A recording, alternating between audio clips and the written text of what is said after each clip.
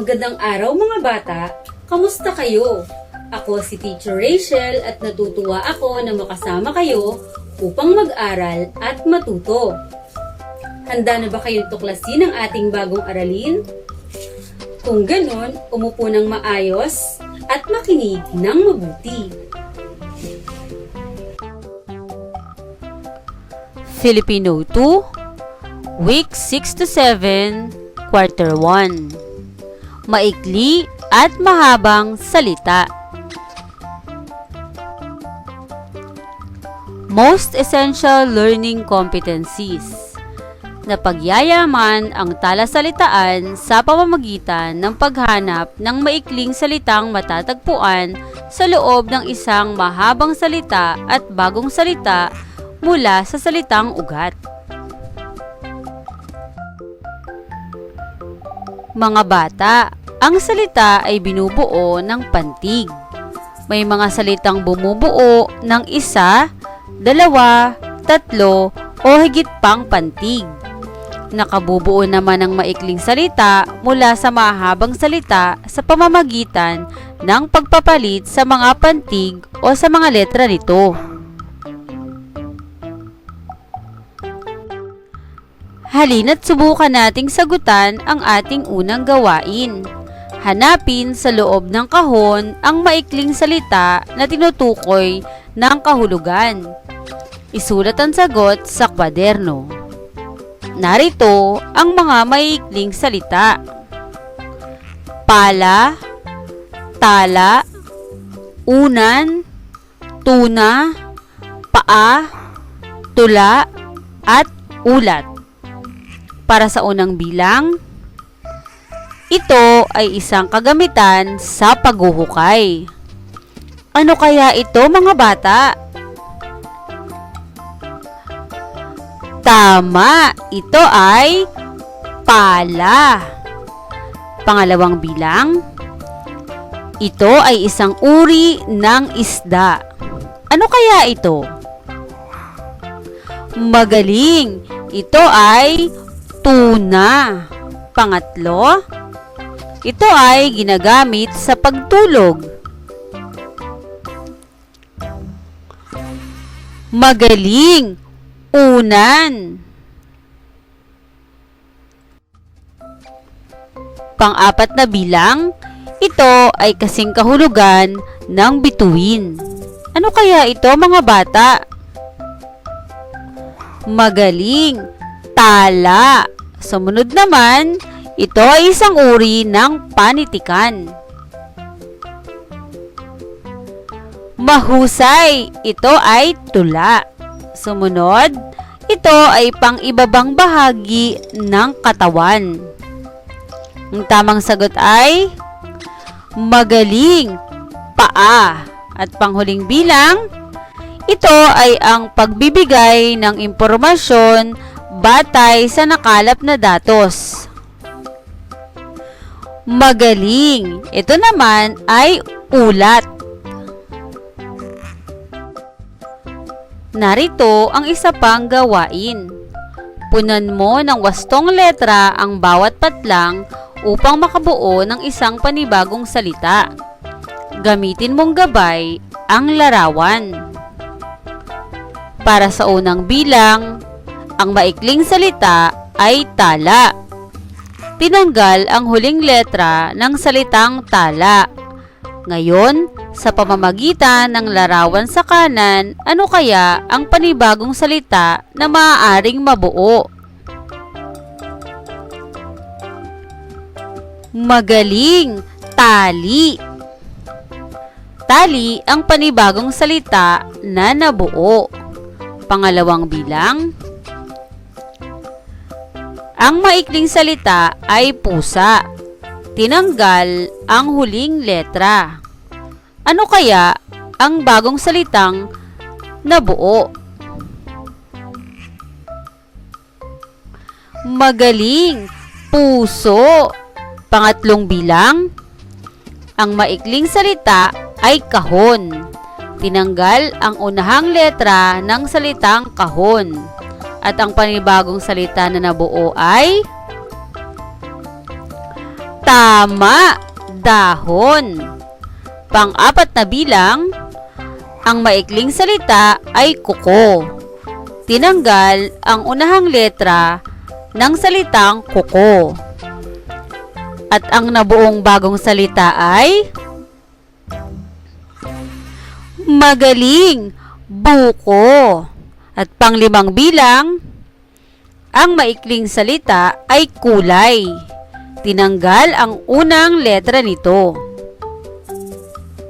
At ang nabuong bagong salita, tama, tulay. Magaling mga bata. Ngayon naman, sabihin mo ang salitang tama po kung tama ang isinasaad ng pangungusap at hindi po kung mali. Para sa unang bilang, ang mga salita ay maaaring dagdagan ng isang letra upang makabuo ng bagong salita. Ang iyong sagot ay tama po. Pangalawang bilang, ang mga salita ay maaaring bawasan ng isang letra upang makabuo ng bagong salita. Ang sagot ay tama po. Magaling. Pangatlong bilang, ang mga salita ay maaaring palitan ng isang tunog o letra upang makabuo ng bagong salita. Ang sagot natin ay tama po. Magaling. Pang-apat na bilang, ang mga salita ay maaaring dagdagan, bawasan, palitan ng isang tunog o letra upang makabuo ng bagong salita. Ang sagot ay tama po. Pang-limang bilang, ang lahat ng mga salita ay hindi maaaring dagdagan o palitan ng tunog. Ang sagot, hindi po. Ngayon mga bata, tumpak ba ang inyong mga sagot? Magaling kung ganon. Mga bata, tandaan natin, ang bawat salita ay binubuo ng mga pantig. Maaari itong palitan o dagdagan ng pantig para makabuo ng bagong salita. Pantig ang tawag sa bawat pagbuka ng bibig sa pagbigkas ng salita. Kapag isinusulat, ginagamit natin ang gitling sa pagpapantig. Ang salita ay binubuo ng pantig.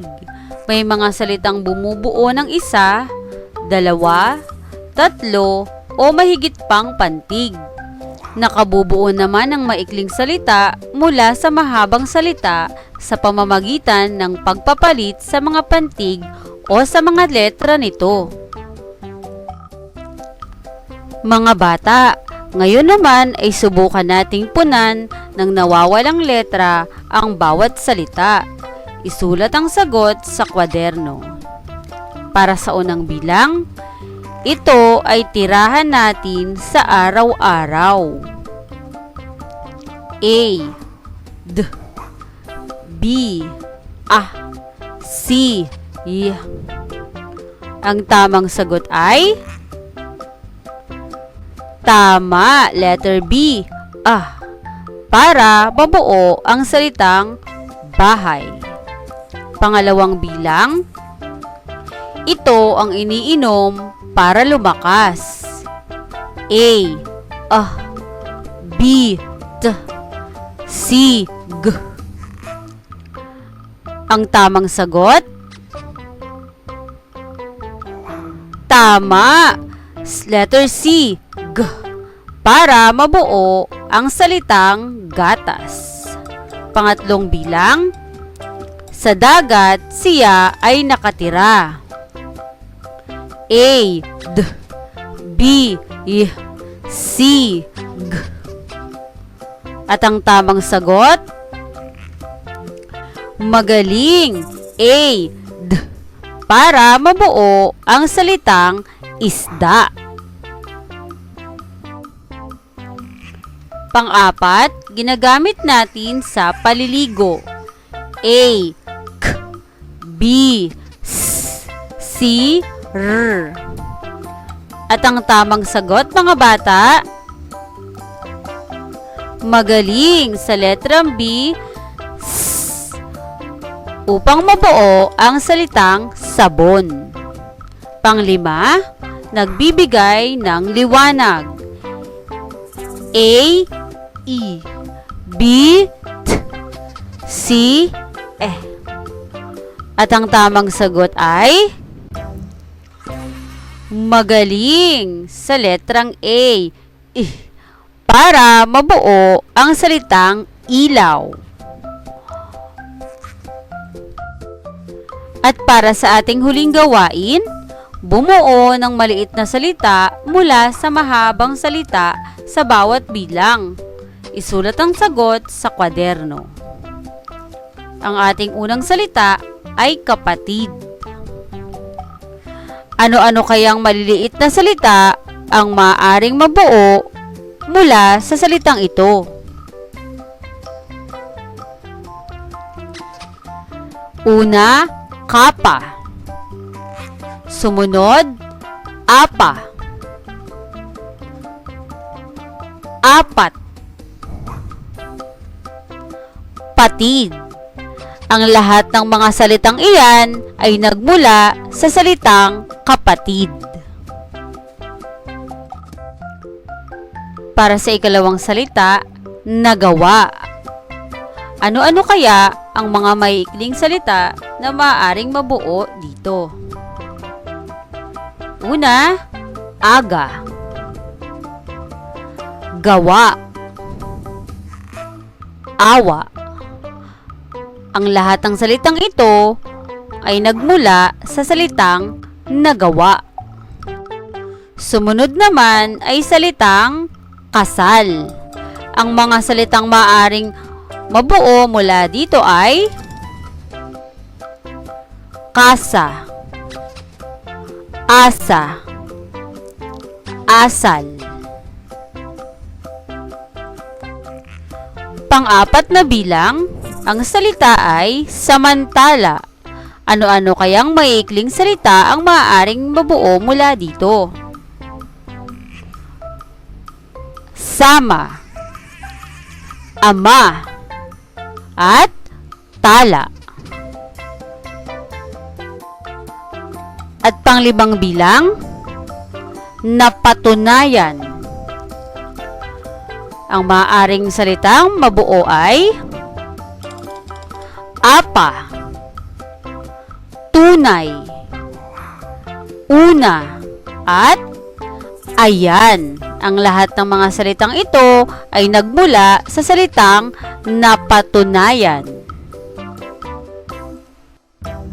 Magaling ang inyong pinakita sa araw na ito, mga bata. Muli, ang ating aralin ay maikli at mahabang salita. Mga bata, sana ay naunawaan niyong mabuti ang ating aralin. Hanggang sa muli, paalam!